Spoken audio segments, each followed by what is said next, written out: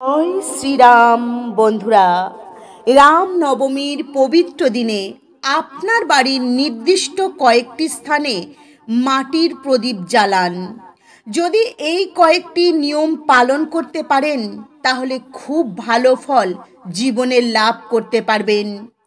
এই উপায় করতে পারলে গৃহে বাস্তুদোষ, অশান্তি, দারিদ্রতা, পাশাপাশি কর্মে অসফলতা, সমস্ত রকমের কঠিন থেকে কঠিন সমস্যা থেকে মুক্তি মিলবে। সাথে দূর হবে রোগ ব্যাধি ও দুর্ভাগ্য।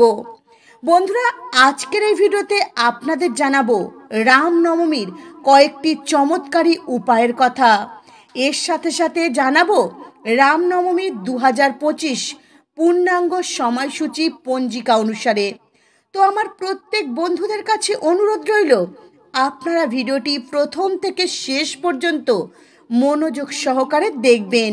ভিডিওটি ভালো লাগলে একটি লাইক করবেন, কমেন্টে মনে ভক্তি ও ভালোবাসা রেখে জয় শ্রীরাম লিখতে কখনোই ভুলবেন না।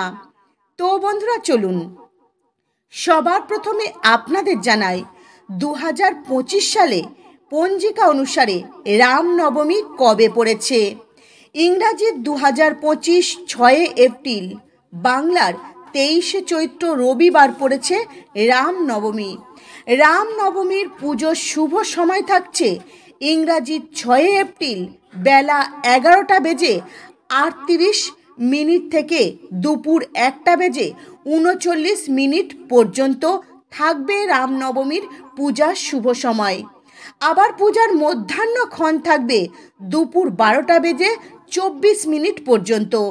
বন্ধুরা, হিন্দু সনাতন ধর্ম ও জ্যোতিষশাস্ত্র মতে প্রদীপ জ্বালানোর বিশেষ মাহাত্ম্য ও গুরুত্ব রয়েছে।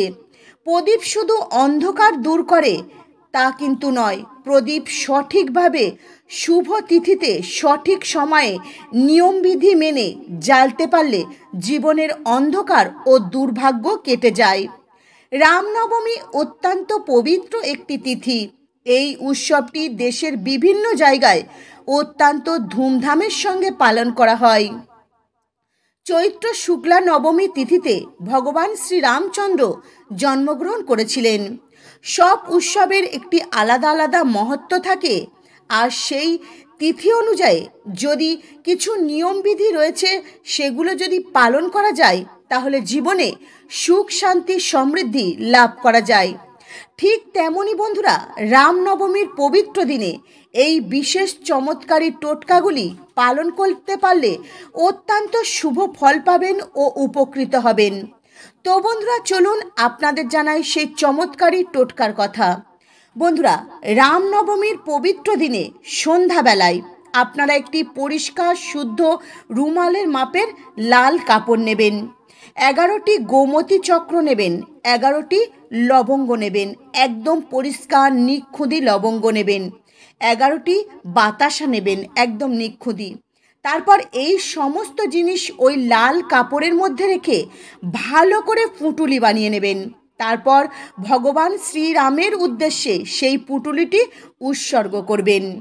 বন্ধুরা, রামনবমীর পুজোর সময় একটি তামার পাত্র নেবেন, আর সেই পাত্রে 1 পাত্র জল নেবেন, পরিষ্কার শুদ্ধ জল নেবেন বা গঙ্গা জল নেবেন, এবং সেই পাত্রটি হাতে রেখে আপনারা রাম রক্ষা মন্ত্র জপ করবেন। হ্যাঁ বন্ধুরা, রাম রক্ষা মন্ত্র জপ করবেন। বিশ্বাস করুন, এটা যদি আপনারা করতে পারেন তো জীবনে আর্থিক উন্নতি আপনাদের হবেই হবে। বন্ধুরা, রোগ ব্যাধি থেকে যদি মুক্তি পেতে চান তো রোগ ব্যাধি আপনাদের পিছু ছাড়ছে না, রোগ ব্যাধি আপনাদের একেবারে সর্বদাই লেগেই রয়েছে, তো আপনারা কি করবেন ভেবে পাচ্ছেন না। তো রামনবমীর দিন এই উপায়টি করুন যদি রোগ ব্যাধি থেকে মুক্তি পেতে চান। রামনবমীর সন্ধ্যাবেলায় যে কোনো হনুমান মন্দিরে যাবেন এবং হনুমানজির সামনে হনুমান চালিসা পাঠ করবেন। এটি করলে রোগ ব্যাধি থেকে মুক্তি পেয়ে যাবেন। বন্ধুরা, জীবনে যদি সুখ শান্তি লাভ করতে চান, পরিবারে সর্বদাই যদি শান্তি বজায় রাখতে চান, তাহলে রামনবমীর দিন রাম দরবারের ছবির সামনে ঘি বা তেলের প্রদীপ জ্বালান এবং জয় শ্রীরাম, জয় শ্রীরাম, জয় শ্রীরাম এই মন্ত্র 108 বার জপ করুন। বন্ধুরা, আপনাদের অনেক দিন বিবাহ হয়ে গেছে, আপনারা চেষ্টা করছেন, তবুও একটি ফুটফুটে সন্তানের মুখ দেখতে পাচ্ছেন না, বাবা মা ডাক শুনতে পাচ্ছেন না, বা স্বামী স্ত্রীর সম্পর্ক ভালো নেই, দাম্পত্য জীবনে সর্বদাই অশান্তি কলহ লেগে রয়েছে, তাহলে রামনবমীর দিন ভগবান শ্রীরামের নাম স্মরণ করুন আর এই উপায় করুন। অবশ্যই আপনারা সন্তান লাভ করতে পারবেন, স্বামী স্ত্রীর সম্পর্ক মধুর হয়ে উঠবে। রামনবমীর দিন একটি নারকেল নেবেন, তারপর সেই নারকেলটিকে একটি লাল কাপড়ের মধ্যে ভালো করে জড়িয়ে নেবেন। তারপর সেই নারকেলটি মা সীতার উদ্দেশ্যে উৎসর্গ করবেন। বন্ধুরা, এই নারকেলটি উৎসর্গ করবেন আর জয় শ্রীরাম এই মন্ত্র 108 বার জপ করবেন। দেখবেন আপনারা সন্তান সুখ পাবেন, স্বামী স্ত্রীর সম্পর্ক কিন্তু খুব সুন্দর হয়ে উঠবে। বন্ধুরা, আপনাদের বিবাহে বারবার বাধা আসছে, কিছুতেই বিবাহ সম্পূর্ণ হচ্ছে না, তাহলে রামনবমীর সন্ধ্যাবেলায় ভগবান শ্রীরাম এবং সীতা মাতাকে হলুদ, সিঁদুর এবং চন্দন নিবেদন করুন।